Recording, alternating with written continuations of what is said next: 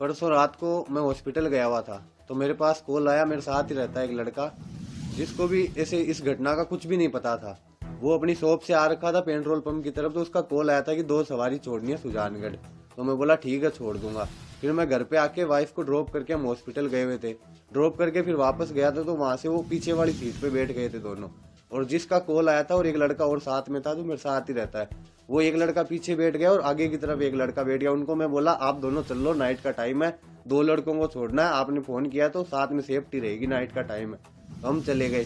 फिर उन्होंने 1500 रुपये पेट्रोल पंप पे दे दिए हमें, लाडनू कुड़िया के पास में जो पेट्रोल पंप है डीरवाड़ा में, वहाँ पे दिए। तो मैंने तेल डलवा के वहाँ से फिर सुजानगढ़ की ओर रवाना हो गए। तो रास्ते में वो बोल रहे कि हमें कभी चूरू छोड़ दो, सालासर छोड़ दो, हिसार छोड़ दो। मैं बोला भैया आपको एक बार बता दो जाना कहाँ है। बोला हिसार छोड़ दो। तो मैं बोला हिसार के ज़्यादा पैसे लगते हैं।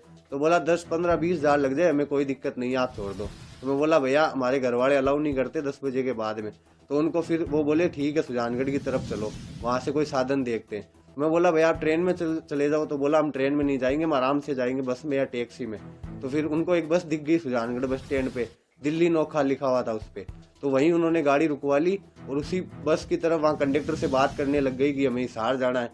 तो उनको वो बोला कि हिसार तो नहीं जाएंगे। तो फिर वो धारोड़ा की ऐसी कुछ बात करने लग गए। तो आपको कहीं कोई आभास नहीं हुआ कि इतने बड़े अपराधी इतना बड़ा अपराध करके आए हुए हैं? नहीं सर, ऐसी ऐसी कोई आवाज भी नहीं होने दिया। उन लोगों ने भी आराम से बात कर रहे थे और वो हरियाणवी लैंग्वेज में बोल रहे थे। मैं पूछ भी रहा था कि आप इधर क्यों आए हो, एकदम नॉर्मली फ्रेंडली बात करते हुए जा रहे थे। फिर थोड़ी देर बात किए, फिर वो चुपचाप बैठ गए। तो फिर हम भी नॉर्मल होके फिर गाड़ी चलाने लग गए। और जैसे ही मतलब लाडनू के पास आने लग गए तो बार बार में बोल रहे थे कभी सालासर, कभी सुजानगढ़, कभी हिसार, कभी चूरू, ऐसे बोल रहे थे।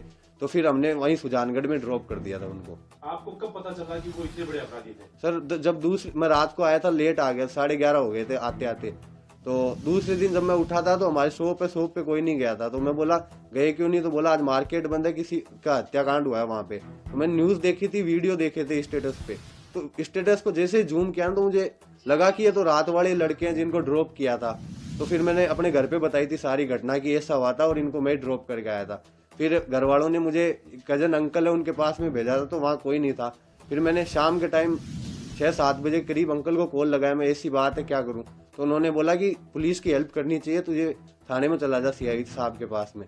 तो मैं वहाँ जाके सीआई साहब को पूरी घटना बताई थी। क्योंकि मैं जब जा रहा था तो मेरे जो दोस्त था जिसने कॉल किया था वो रास्ते में मिल गया था मुझे। तो उसके पास में खड़ा था, तो वहाँ पुलिस की गाड़ी आई थी और हम दोनों को वहाँ से एसपी ऑफिस ले गई। आपको वापस भेज दिया था? आपका एक दोस्त